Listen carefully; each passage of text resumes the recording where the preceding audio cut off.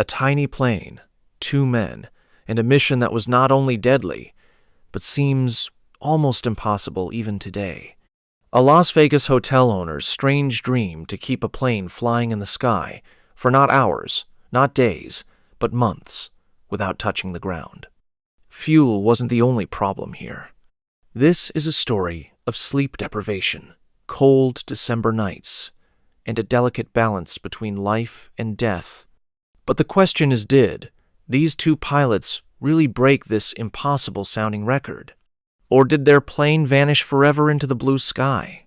In 1956, a man named Warren Bailey opened a hotel in Las Vegas that was very different from other big casinos and hotels in the city, because simple country folks used to come here. This hotel, named Hacienda, wasn't expensive, and that's why common people liked staying there. But since the profit was low, Warren Bailey always kept thinking of new ideas to promote his hotel. One day, his Army pilot friend Bob Tim gave him a suggestion. If they broke a world record, Hacienda could get huge publicity. He meant flying a plane for not days but months, without landing even once. Warren liked the idea. But could it really bring attention to the hotel? More importantly, how would this even be possible? You need to understand that when airplanes were first invented, their flight time used to be measured in seconds.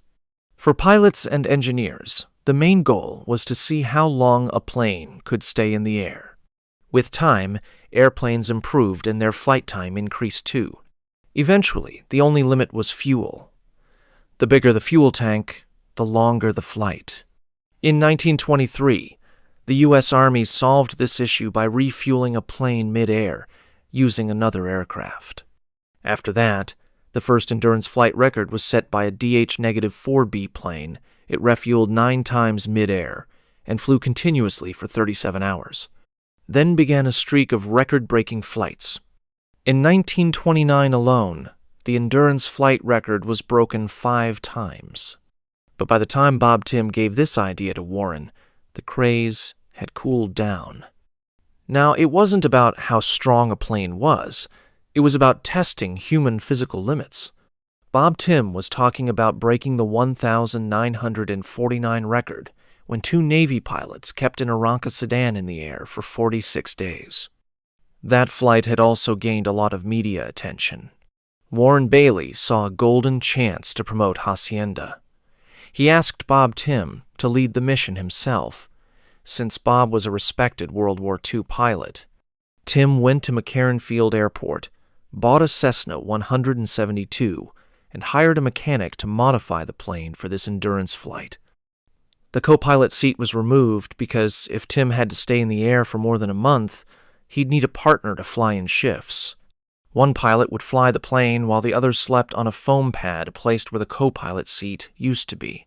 They also removed the back seat to create an 8-square-foot storage space for supplies. A small sink was also added, so they could sponge bathe in the 4-foot-tall cabin. Next, they installed a 95-gallon belly tank, in addition to the main fuel tanks in the wings. An electric winch was added to pull up the refueling pipe during flight. They also replaced the pilot's door with a folding one for easier access to the fuel port. Today, hanging from a flying plane is only seen in movies, but back then, it was real. In fact, till the 1950s, stuntmen often performed mid-air transfers from one plane to another. To make mid-air refueling safer, they built a small foldable balcony outside the pilot's door, the only place on the plane where someone could stand upright. Otherwise, you could only sit or lie down inside a Cessna 172. The engine was upgraded too, and the word Hacienda was boldly painted on the plane's body, the whole mission's main purpose. Then came the test flights. In the summer of 1958, they began test flights, but problems started coming up fast. Tim's first co-pilot didn't get along with him. During test flights, they often argued over small things. The first flight failed, then the second. On the third, they fought so badly that Tim fired him. The issue was with the exhaust valve, which kept overheating. They tried launching the mission 3 times, all failed badly. To make things worse, at the same time, 2 other pilots, Jim Heth and Bill Burkhardt, had already stayed in the air for 50 days, using the same model, Cessna 172. By December, Tim had fixed all the problems. On the 4th of December, 1958, Hacienda made its 4th attempt from McCarran Field. Officials from the International Federation of Aeronautics, FAI, were also there, watching closely. To prevent cheating, Tim and his new co-pilot, John Cook, took off, then immediately landed briefly so a chase car could paint white stripes on the tires. If they secretly landed again, the paint would rub off, and the record wouldn't count. 12 hours later, it was time for the first refuel. They approached a pre-decided road where a refueling truck was waiting. As the plane aligned with the road, the truck accelerated to full speed. The plane had to fly at its lowest possible speed, just 100 kilometers per h, because the truck couldn't go any faster. Once the plane was just 20 feet above the truck, the co-pilot threw down the winch. A worker in the truck connected the pipe, and it was pulled up into the plane and attached to the belly tank. For 3 minutes, the truck and plane moved in perfect sync. Any mistake, even a tiny speed mismatch, would have meant death. Once the tank was full, the pipe was dropped back down, and for the next 12 hours, the plane kept flying again. To break the 50-day record, they'd need to repeat this process at least 100 times. At first, Tim and Cook flew only over Las Vegas in case of emergencies. But once they felt confident, they started flying over California's deserts too. Flying high saves fuel, but the freezing cold was unbearable, and the plane's insulation was poor due to all the modifications. So they chose to fly closer to the ground. The view at low altitude was nice, but at night, mountains and clouds could be deadly. Tim and Cook had become good friends by now. In their free time, they read books, exercised, or just chatted. They used the refueling opportunities not just for fuel, but to pull up water containers, engine oil, and even food made by Hacienda's chefs. Now you might be wondering, where did the food go after digestion? Where was their toilet? They had a folding camp toilet with a waste bag under it. That waste was dumped mid-air over California deserts. The co-pilot never admitted this, but after his death, his wife revealed it. After 36 days in the air, they even celebrated New Year's Eve in the plane. But exhaustion was clearly visible. They were stuck in a tiny cabin, and the engine noise made proper sleep impossible. One night, Tim fell asleep while flying. It was just minutes before Cook's shift. Shockingly, he stayed asleep for a whole hour, and the plane kept flying on autopilot. When Tim woke up, the plane was flying low inside an unknown canyon. A few more minutes, and they could have crashed into a mountain because autopilot can only fly straight, not avoid obstacles. On the 12th of January, day 39, a serious problem happened. The plane's generator failed. No more lights, radio, or the electric fuel pump to transfer fuel from the belly tank. The ground crew sent up a mini wind turbine, but it only generated enough power for the radio.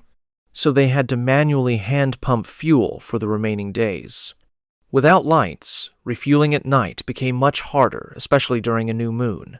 To solve it, they tied a flashlight to the winch and sent another truck 300 feet ahead with a searchlight. But problems kept growing.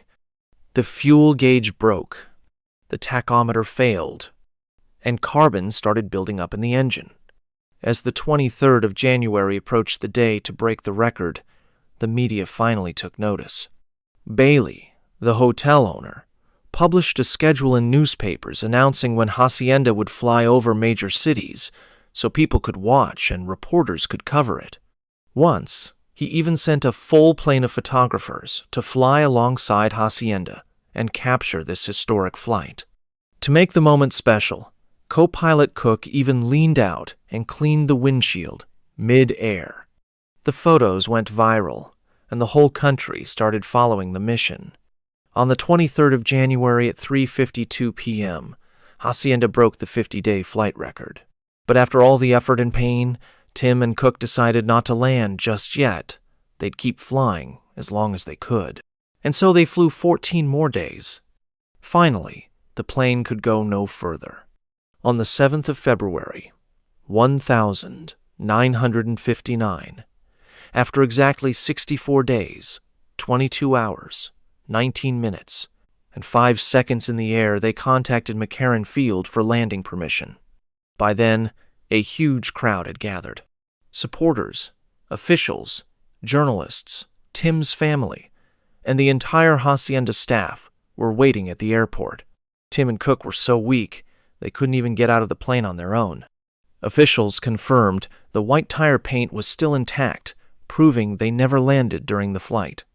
In 2015, the Fédération Aéronautique Internationale banned piloted endurance records due to safety concerns. 2015. Which means Tim and Cook's record will now remain unbreakable forever. The same Cessna 172 is still hanging today at McCarran Airport's terminal, one silently telling its story to everyone who passes by.